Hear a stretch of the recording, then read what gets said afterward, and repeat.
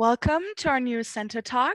Today's webinar is about reproductive health and prenatal genetic testing. Today's webinar is led by Claire Lowe, a clinical genetic liaison for CentoGene. Claire serves the APAC region with best-in-class advice and genetic testing support to healthcare professionals. Today's key topics that she will speak about are clinical indication and genetic testing in prenatal cases, CentoScreen, CentoNIPT, Microarray testing, CentoXome, and CentoGenome, as well as repeat expansion diseases. If you have any questions, please enter them into the Q&A chat and we will refer back to them at the end of the CentoTalk. I will now hand it over to Clarice.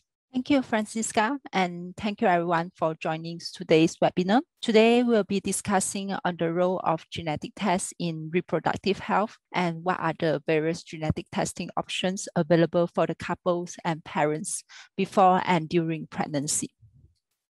Let's start.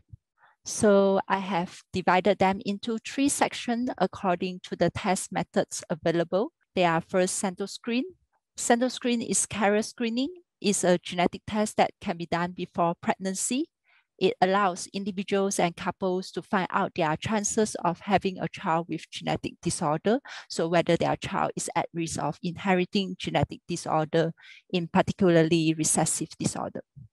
I will then move on to talk about non-invasive prenatal testing, CentoNIPT. This test is widely used to detect common fetal chromosome trisomy and sex chromosome aneuploidies. Next, after NIPT, on the third part, I'll be focusing on the prenatal genetic diagnostic testing. I'll share mainly on the workflow when a prenatal testing is required, what are the sample requirements, and how is our medical reporting for the prenatal cases.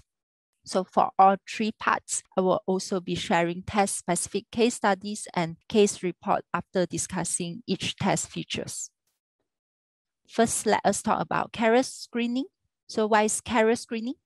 Carrier screening is a type of genetic testing that is used to determine if a person is a carrier for specific autosomal recessive diseases. The goal of carrier screening is to help individuals understand their risk of having a child with genetic disorder and review the range of options available to guide pregnancy and family planning. Carrier screening and counseling ideally should be performed before pregnancy. Why does it important to be performed before pregnancy? So previous studies have demonstrated that on average, an individual is a carrier of around 2.8 pathogenic variants. Another study which sampled a large population, around 24,000 of individuals screened for 108 recessive disorder. The study presented that approximately 1 in 4 individuals were carriers for at least one disorder and 1 in 20 were carriers for multiple disorders. On another carrier screening study focusing on only 3 disorders, which are cystic fibrosis, Fragile X syndrome, and SMA, spinal muscular atrophy. Out of these 12,000 individuals screened, the study also reported that around 1 in 20 screened individuals were carriers of at least one of the 3 conditions. And of all these carriers, as high as 88% of them had no family history. Besides, 1 in 240 couples, they were carriers of a same condition, consequently resulted to an increased risk of giving birth to an affected child. So all in all, this shows that the importance and benefit of offering an expanded carrier screening to all pregnant women or couples considering pregnancy. Most people can be carriers without knowing it, and if both partners are carriers, they have a 25% risk of having an affected child with a recessive genetic diseases. So in CentoGene, we offer CentoScreen as the carrier screening panel. It's a very complete carrier screening test. As you can see, we include a total of 330 genes, which translated to 330 recessive disorders.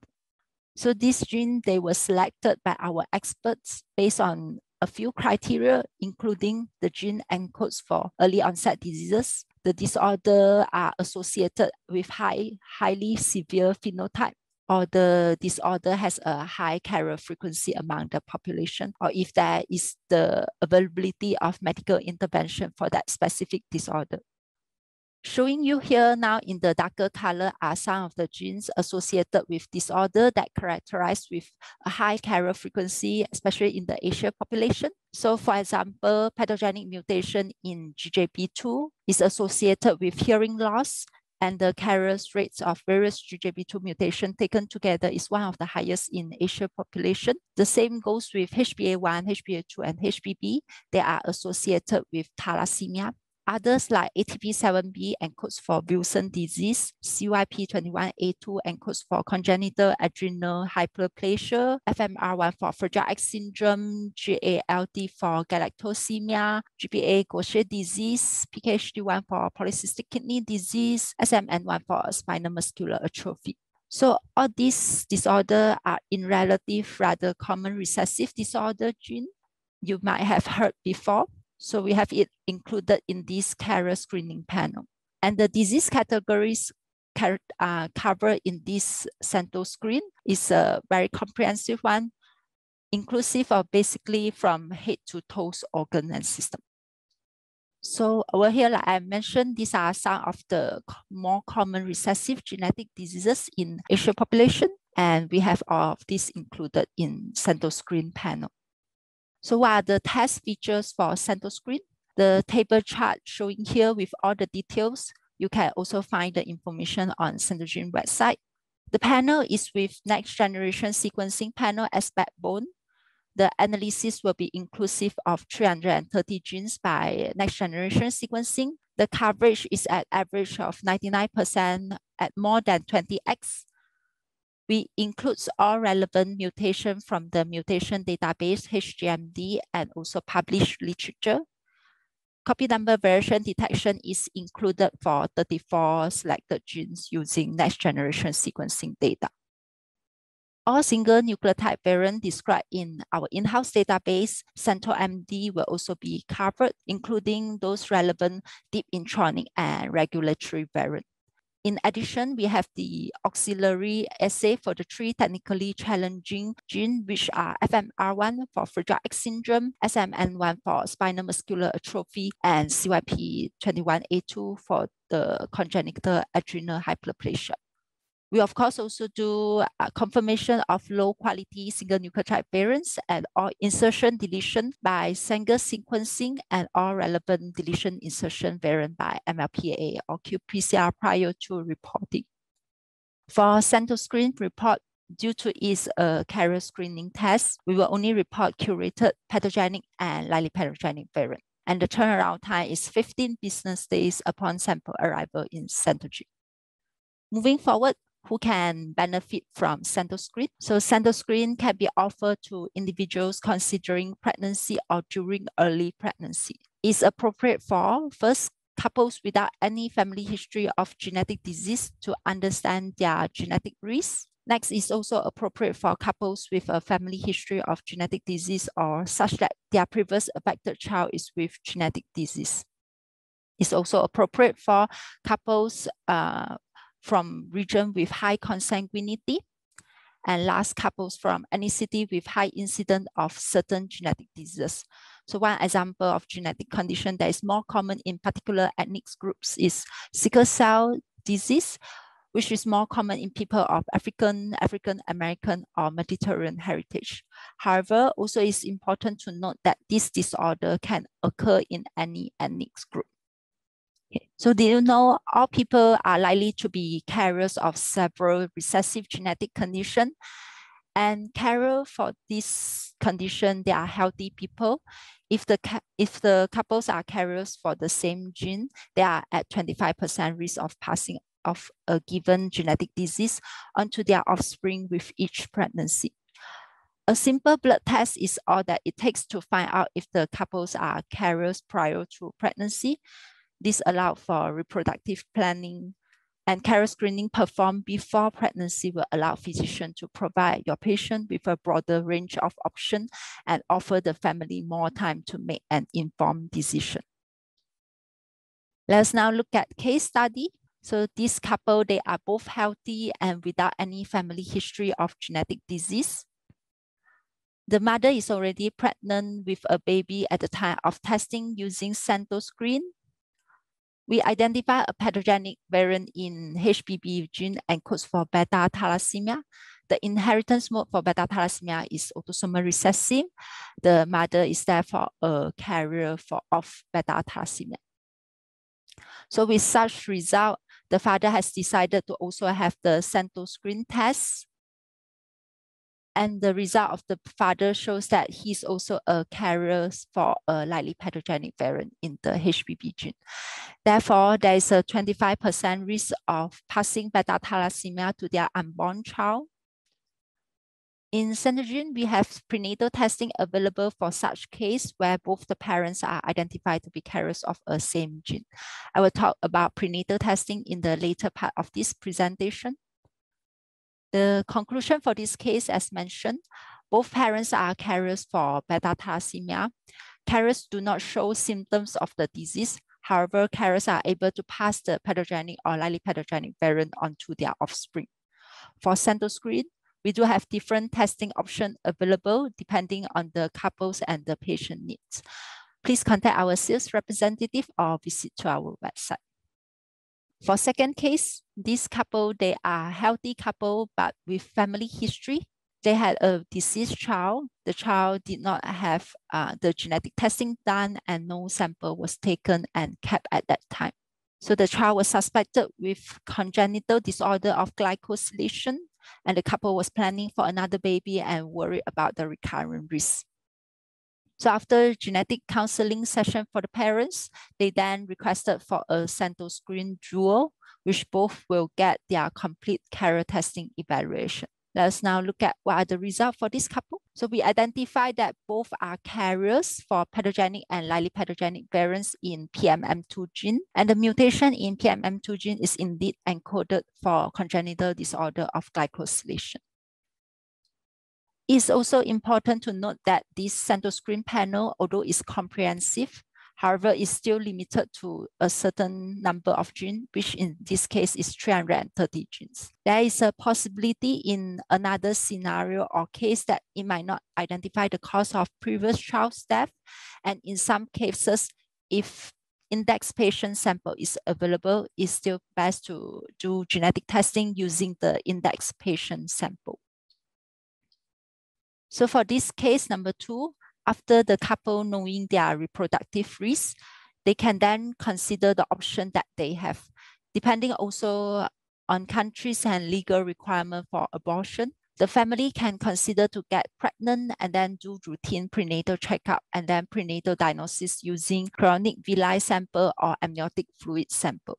Another 2 options to consider, depending also on the ability and individual choice, are to do pre-implantation genetic diagnosis or to consider to use a sperm or egg donor. So carrier testing for other family member at risk, we highly recommend carrier testing for other families, especially those planning to have a child or are already pregnant. So in this pedigree, we can see that for partner 1, he's a carrier and he has 2 other siblings not knowing their own carrier status. Carrier testing for the identified variants, in this case, a likely pathogenic variant, can then be offered to both sisters of individual 1. A slight note to take as well, if one parent is a carrier, then it's recommended that the partner of the carrier to take a comprehensive carrier screening panel test that includes the gene of interest. Conclusion for case number 2, this is a couple with a family history such that their previous affected child was undiagnosed, and through CentoScreen dual, both parents are identified to be carriers for congenital disorder of glycosylation type 1A.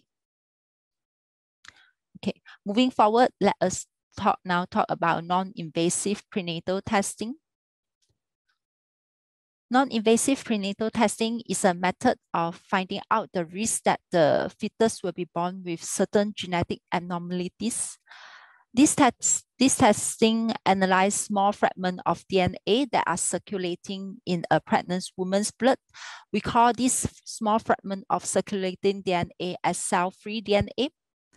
So during pregnancy, the mother bloodstream contains a mix of cell-free DNA that comes from her own cell and also cells from the placenta. The DNA in placenta cell is usually identical to the DNA of the fetus. Analyzing cell-free DNA from the placenta using maternal blood provides an opportunity for early detection of certain genetic abnormalities without harming the fetus. So NIPT is a screening test, which means that it will not give a definite answer about whether or not a fetus has a genetic condition. The test can estimate whether the risk of having certain condition is increased or decreased. In case of a positive screening result, further testing using prenatal diagnostic testing should be performed to confirm the result. So in CentoGenome, we have CentoNIPT as the solution for non-invasive prenatal testing. CentoNIPT screen for chromosome aneuploidies, including trisomy 21, 18, and 13, and also sex chromosome aneuploidies. So fetal gender can be determined by the test for singleton pregnancy over 12 weeks. For twin gestation, only the presence of Y chromosome can be determined. The sample needed for this test is 9 mL of maternal peripheral blood. Our optimized workflow with CAP and CLEAR accreditation will provide the ordering physician with a full medical report within 5 business days upon sample arrival in CentoGenome. Okay. So NIPT is not a diagnostic test, and positive results should be followed by a diagnostic test with amniocentesis or chronic villus sampling. While NIPT is often described as highly accurate, false positive and false negative results still exist. So follow-up of the fetal growth using ultrasound is mandatory even for negative result. In case of abnormalities observed on the ultrasound examination, or if there is positive family history, we recommend to follow up with prenatal diagnostic testing to confirm the result and check for other problems NIPT cannot detect. I'd like to share with you as well the look of our comprehensive clinical reports for CentoNIPT testing. So this is a sample report for positive finding.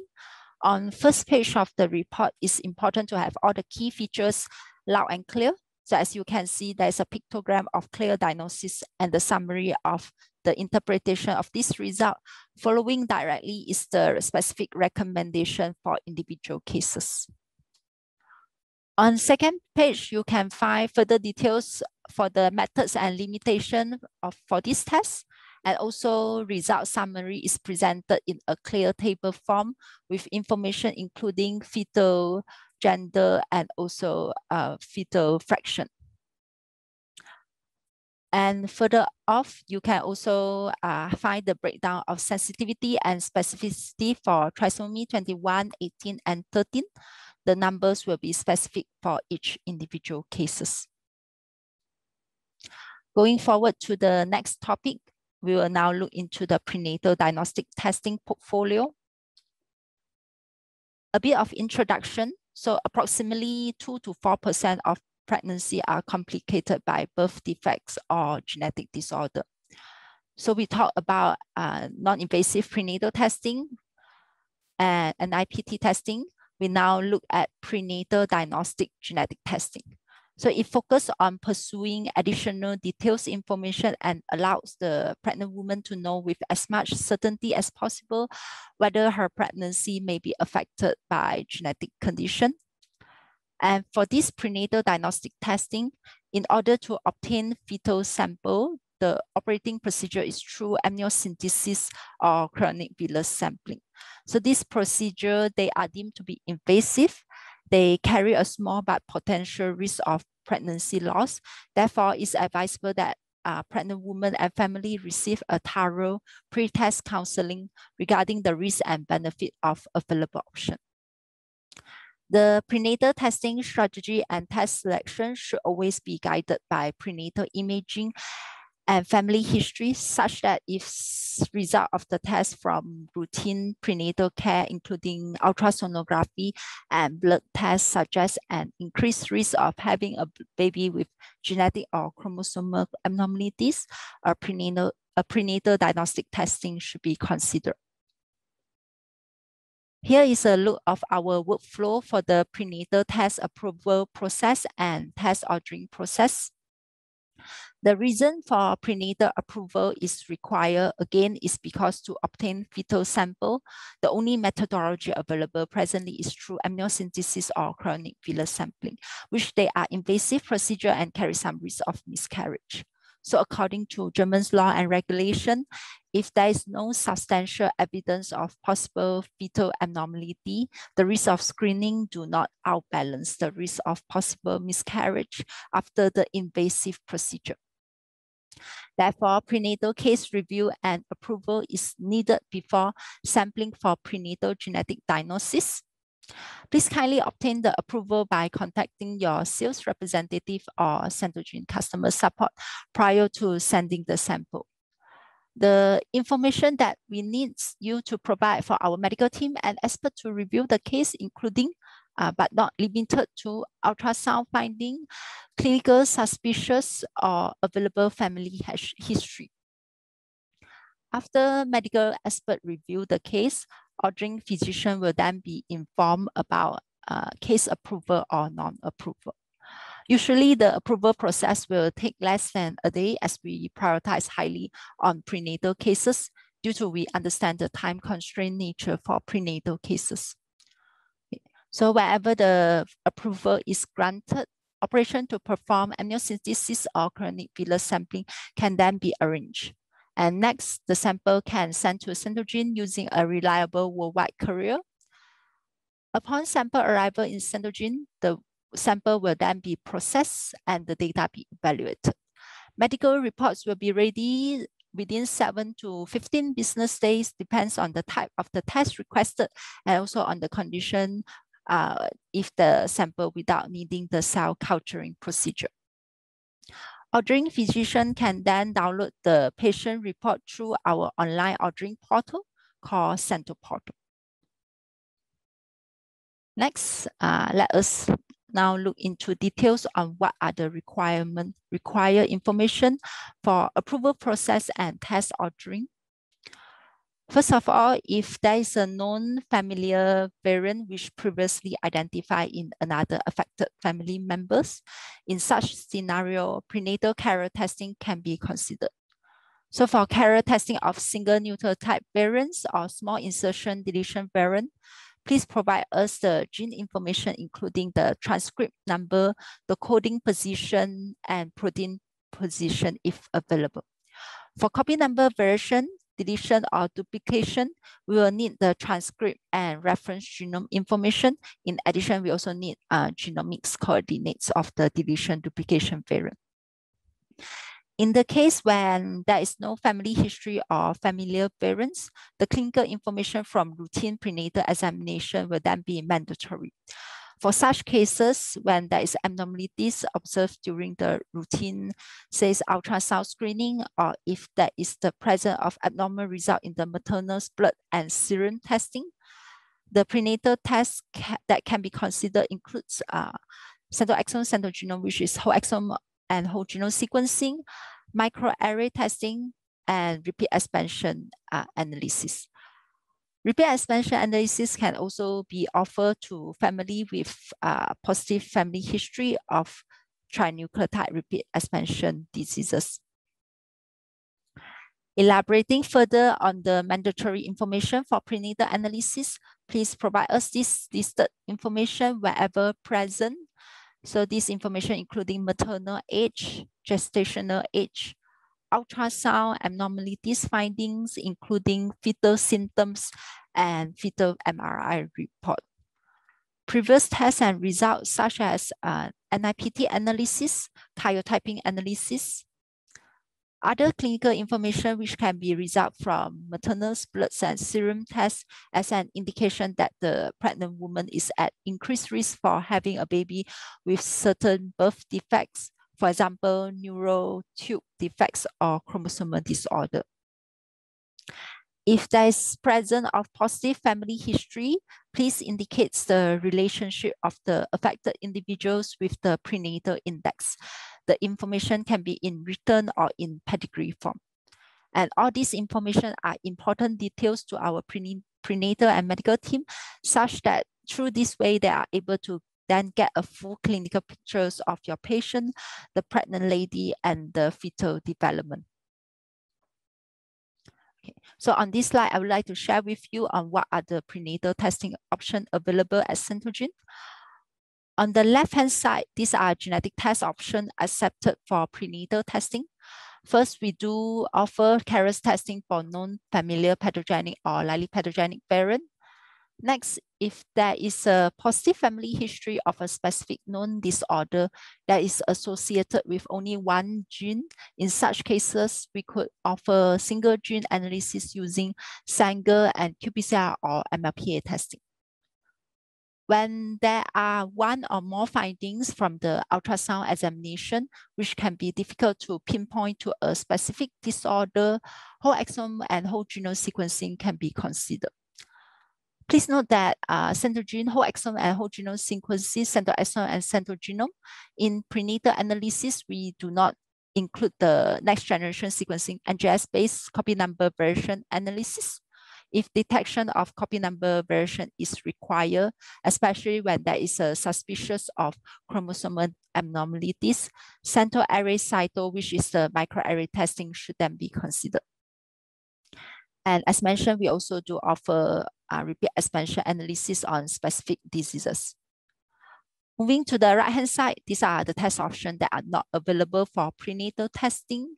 You can find these test options in the postnatal testing portfolio, but not in the prenatal testing portfolio.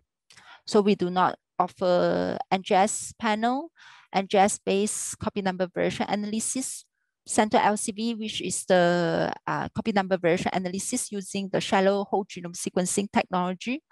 We also do not offer mitochondrial genome testing and biomarkers, biochemical tests for the prenatal cases.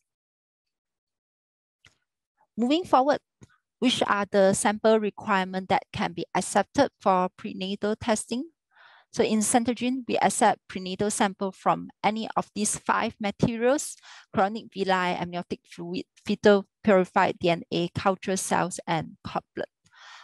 You can find the sample requirement details for each of these 5 materials on our website. So far, chorionic villi sample and amniotic fluid sample are the most frequently received prenatal sample in our lab. For chorionic villi sample, a minimum of 10 clean villi is required. The chorionic villi sample should be transported in a minimum of 35 mL of RPMI medium with fetal cow serum. The sample must be clean and white with no cloudy medium. Cloudy medium hints at bacterial or fungal contamination, and contamination can reduce sample integrity and leads to analytical problems. For amniotic fluid sample, a minimum of 10 mL is required. The sample must be clear and without visible blood contamination. So apart from fetal sample, we highly recommend to also send along maternal sample. The use of maternal sample is for the maternal cell contamination marker test, is to determine the level of maternal contamination in fetal sample and to ensure that the sample is not compromised by maternal cell. Both fetal and maternal sample should be sent together in a single package.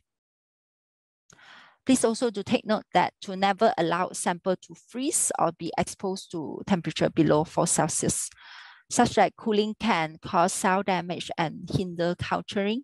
The shipping of the sample should be at room temperature. So for details of each sample requirement, please visit to our website, www.centogene.com. On our web homepage, on the top of the panel, you can find the diagnostic tab. Click on the diagnostic tab. A drop-down menu will then appear. Then please go to the left-hand side of the menu and click on how to order. You then land onto the sample requirement page. And in this page, you can find the details for each sample requirement. In addition, you can also find prenatal sampling and shipping information in this prenatal sample instruction documents. Continue from previous slides. Here are some notes to be taken for sample sampling and delivery. So as I mentioned earlier, samples should be kept at room temperature at all times. Sample must be delivered in a safe seal Falcon tube with paraffin to minimize the risk of bacterial or fungi contamination. Please also ship the sample on the same day of sampling or as soon after collection. A reliable worldwide courier should be considered, and please do provide us the logistic tracking number to ensure easy tracking and safe delivery of the prenatal sample. In the case that the prenatal sample is with insufficient amount or the sample is with poor quality, our lab will proceed to do cell culturing in order to obtain sufficient amount of DNA. Please note that if the cell culture step is needed, then an average of 10 to 15 days should be added on top of the TAT of the analysis. Lastly, for packaging of the fetus sample, you can refer to the image here to pack it accordance with IATA regulation. All this information are also available on our website. You can find them in the prenatal samples instruction document. Okay, as I pointed out in the last slide, the chorionic villi sample must be clean and white, and amniotic fluid samples must be clear and without visible blood contamination. So the left-hand side image here is showing you the ideal, appropriate look of the ideal amniotic fluid sample. In contrast, on the right-hand side, these are some of the examples where the amniotic fluid sample are in bad condition with risk of contamination. Moving on, let's now talk about how is our medical reporting for the prenatal cases, in particularly cases that requested for whole exome and whole genome sequencing, CentoXome, CentoGenome. So CentoXome and CentoGenome, they are phenotype-driven analysis.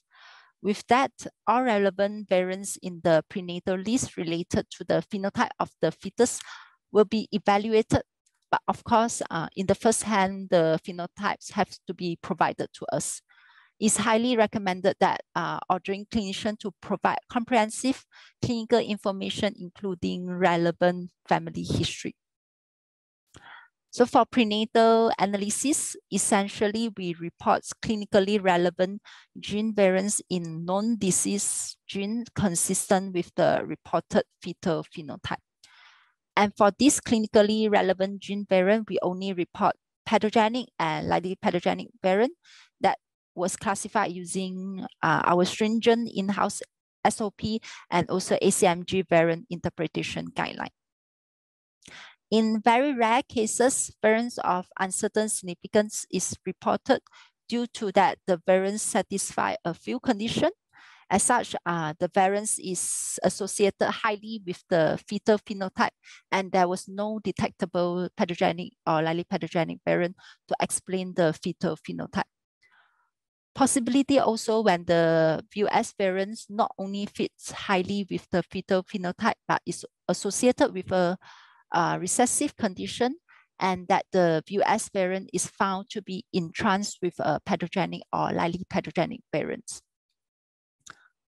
Please note that we do not report variants associated with late onset diseases such as Alzheimer's disease, and we also do not report on cancer genes in particularly that cause late onset diseases. Let's go back to what we were discussing earlier when I talked about CentoXome and CentoGenome. They are phenotype-driven analysis. We will, of course, report the clinically relevant gene variants that is consistent with the fetal phenotype. In addition, data from prenatal CentoXome or CentoGenome may provide new information unrelated to the fetal phenotype, but known to cause early onset severe disorder. And many of these early onset severe disorder like neurodevelopmental disorder, metabolic disorder, non-syndromic intellectual disability, they are without known prenatal characteristic and not detectable with fetal imaging. As such, our expert geneticists and medical doctors, they put together a prenatal gene list that includes a selection of highly penetrant genes and are known to be associated with early onset severe diseases. The list of genes covered currently includes more than 2,000 genes, which are also frequently reviewed and updated. You might ask now, what is the medical reporting rules for variants coming from these prenatal gene lists? So we only report the pathogenic or likely pathogenic variants from the prenatal gene list, and with also one precondition that it is not on a carrier status. If the variant is on a carrier status, the variant possesses no increased risk of developing disease, and therefore we will not report the variants. As for ACMG incidental finding and research finding, they are not available for prenatal testing. Okay, moving forward, after medical report is released onto the ordering clinician, what would be the next step? So we recommend to have post-test counseling regardless of the test result for the pregnant lady and her family. It should be provided by individuals with relevant expertise, preferably a genetics professional. So for negative diagnosis, it should be noted that the negative prenatal exome or genome's result does not exclude a genetic diagnosis, and prenatal care should be still based on available information from routine prenatal examination and ultrasound screening. If a positive diagnosis is made, the pregnant woman should be referred immediately to discuss the implication of the findings. The prospective parents both should attend the genetic counseling visit when possible. The genetic counselor or medical geneticist may provide the patient or couples with available information about implication of the findings for the baby's health and development, and also discuss the uncertainty if indicated, and review available options, including parental testing, additional fetal testing, testing of family members, and the availability of pregnancy termination. Okay, let us now look at some case studies. Case number 1. Mother of this fetus for this case at the time of test request, she was 31 years old. This is her second pregnancy. She has one child who is healthy and there was no family history. However, during her routine prenatal screening, the ultrasound testing reveals there is a fetal nuchal translucency with increase in thickness. And increased thickness of the nuchal translucency might indicate increased probability that the fetus will be affected by a chromosomal abnormality or congenital cardiac defects or even intrauterine fetal death. So typically, nuchal translucency alone is not sufficient to reach a diagnosis. When screening is positive, prenatal testing is then required to confirm the presence of genetic abnormality. So back to this case, with the positive ultrasound finding, ordering physician then asked for the approval for prenatal chromosomal microarray testing. Approval was granted by our prenatal team after reviewing the clinical information. The mother then decided to request for microarray testing using high-density CentoArray cytosol. Operation was arranged through sampling for amniotic fluid sample. The amniotic fluid sample then and also maternal sample were then sent to CentoGenome for the prenatal diagnostic analysis. The result was released about 2 weeks after the sample arrived in CentoGenome with positive findings of 2 pathogenic copy number variants. The finding of the 2 copy number version, one with chromosome 2 deletion and one with chromosome 9 duplication. These are suggestive of a possible translocation between chromosome 2 and chromosome 9. With such retrospective clinical correlation is recommended. And in addition, fluorescent in situ hybridization evaluation is recommended to confirm a possible translocation between chromosome 2 and 9. Going to our case number 2, the mother was with advanced maternal age at the time of pregnancy and also test requests. This is her 4th pregnancy. She has had 3 unaffected children. During her routine prenatal screening with the ultrasound test, clinical finding of cystic hygroma, pericardial infusion, and pleural infusion was identified. With the positive ultrasound finding, ordering physician then suspect of chromosomal-related disorder and asked for approval for the prenatal chromosomal microarray testing. Approval was granted by our prenatal team after reviewing the clinical information. The family then decided to request for microarray testing using high-density CentoArray cyto. Operation was performed to sampling for the fetal sample via amniotic fluid sample. The fetal sample and maternal sample were then sent to CentoGenome for the prenatal diagnostic analysis. The result was released 2 to 3 weeks after the samples arrived in CentoGenome with a positive finding of a chromosome 18 duplication. The result was compatible with the genetic diagnosis of Edwards syndromes. Along with prenatal microarray testing, maternal contamination marker test was also performed. So it was reported that significant maternal cell contamination was not detected and is therefore unlikely to have interfered with the reported fetal result.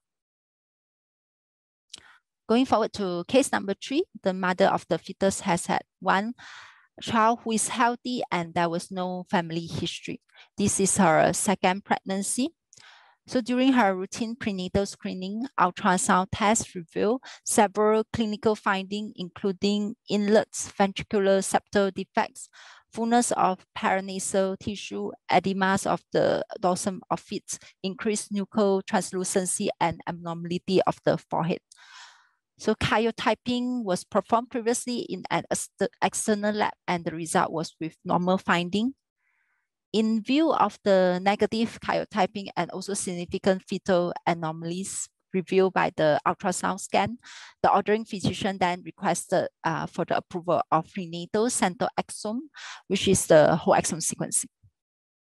The case was approved and operation was arranged to sampling for fetal sample. Both fetal and maternal sample were then sent to CentoGenome for the prenatal diagnostic analysis. The result was released with a positive finding of a heterozygous pathogenic variant in the KIF11 gene. The variant is a splice site variant. With such detection and interpretation of this pathogenic variant, the genetic diagnosis of autosomal dominant disorder is then confirmed. Parental carrier testing is recommended to establish whether the detected variant is inherited or de novo. Next case, case number 4. The mother of the fetus previously had 2 pregnancies and gave birth to 2 children, but sadly both the children passed away shortly after birth due to possibly propionic acidemia. And from the pedigree, as you can see, she and her husband are closely related. It's known that children born to consanguineous parents are at increased risk to genetic disorder, in particularly recessive disorder. So concerned about the recurrent risk, the ordering physician requested for approval of prenatal CentoXome trio. The case was reviewed and approved by our prenatal team. Subsequently, operation was arranged to sampling for fetal sample. Chronic villi sample was taken and maternal and paternal blood were collected using CentoCards. All the sample were then sent to CentoGenome.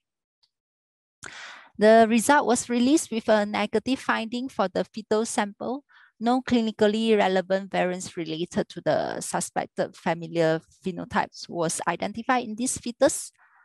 Further evaluation for the parental samples reveals that both the parents are carriers for 2 heterozygous likely pathogenic and pathogenic variant.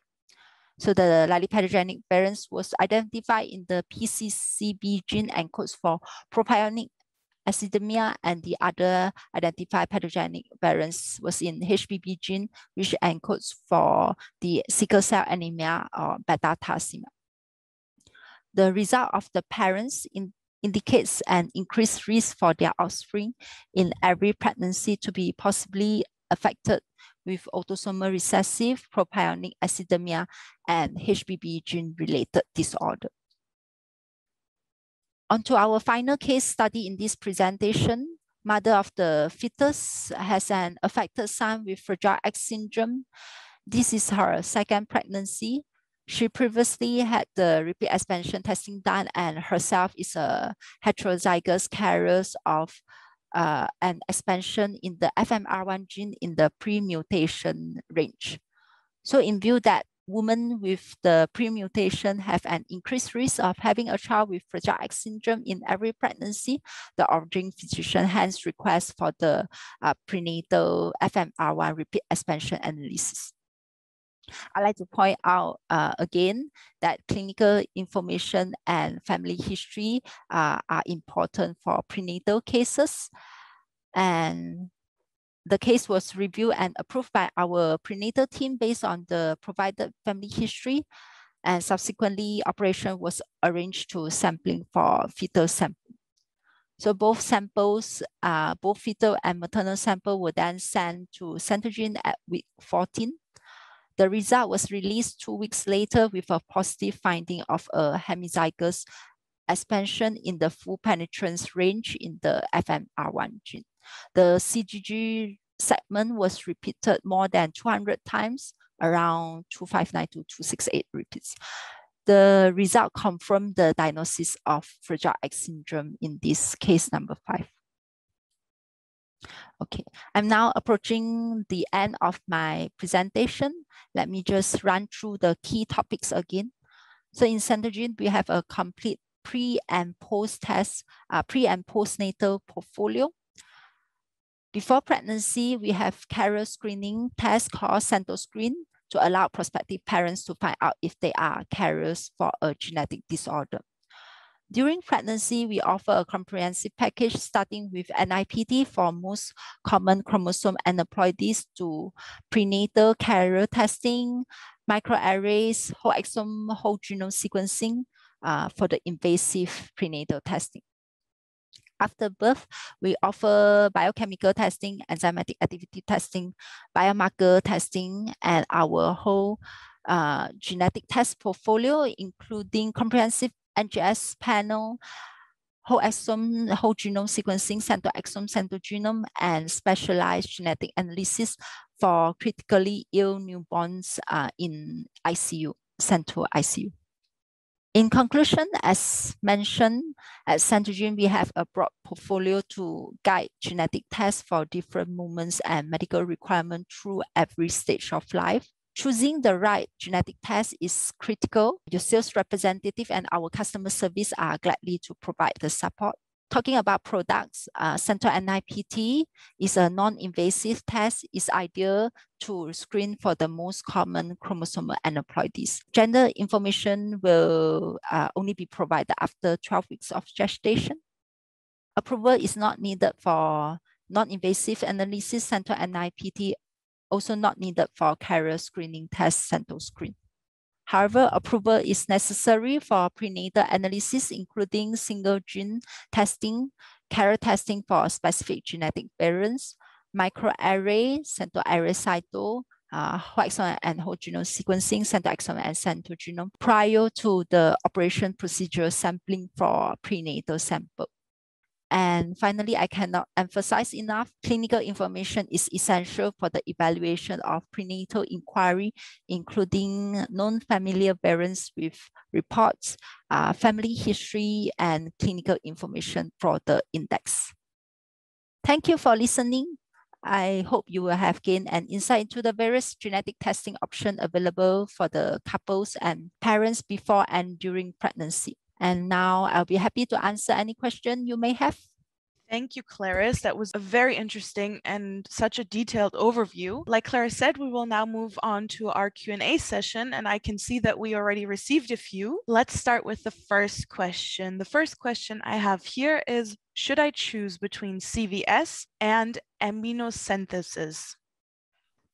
Okay, so at CentoGenome, we accept both chronic venous sample or amniotic fluid sample. So there's no differences in success between these two as long as sample requirements are fulfilled. And consideration between the CVS or amniocentesis should lie in the availability of the expertise of surgeon in performing chronic venous sampling or amniocentesis at the hospital. And another consideration will be the gestational periods of the pregnancy woman. So in general, CVS is done at 10 to 13 weeks of gestation, and amniocentesis is done between 15 to 20 weeks of gestation.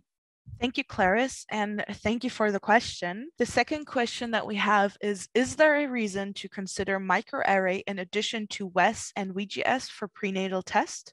Thank you for the question. So because CentoXome and CentoGenome based copy number version analysis and also CentoLCV, which is the shallow whole genome sequencing, using the shallow whole genome sequencing technology, they are not available for prenatal or ongoing pregnancy cases. So unlike the postnatal portfolio, for prenatal cases, an addition of microarrays for CentoXome or CentoGenome should be considered, especially there is a suspect for chromosome-related disorder. And microarray not only can detect copy number variation, but also are able to detect region exhibiting loss of heterozygosity, UPD, the uniparental disomy, and also mosaicism. And for many years, microarrays has already been validated for copy number variance analysis for prenatal sample.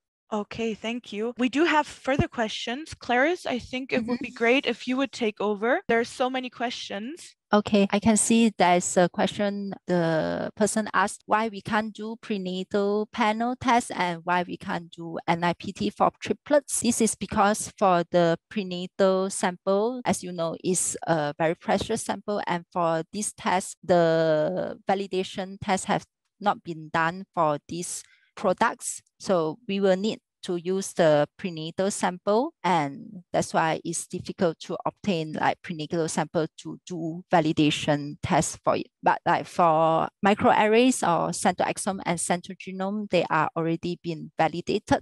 And also like why we can't do NIPT for triplets, the same reason as well, is difficult to get prenatal sample for the triplets to do validation. I can see there's another question saying, why is it better to use whole genome sequencing than microarray? So both tests has its own benefit, strength, and limitation. So for microarray is able to detect the copy number variation, the deletion duplication variant. And for whole genome sequencing is a comprehensive test for the whole genome and to detect single nucleotide variants and also a small insertion deletion.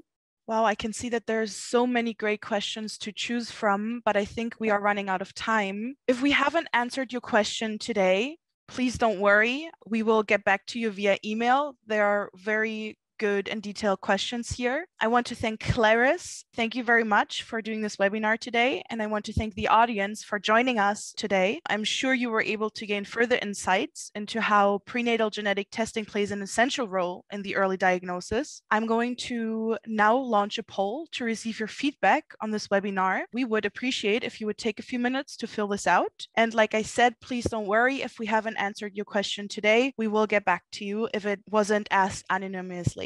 Thank you very much. Thank you, Clarice, and have a great day. Thank you. Thank you, everyone.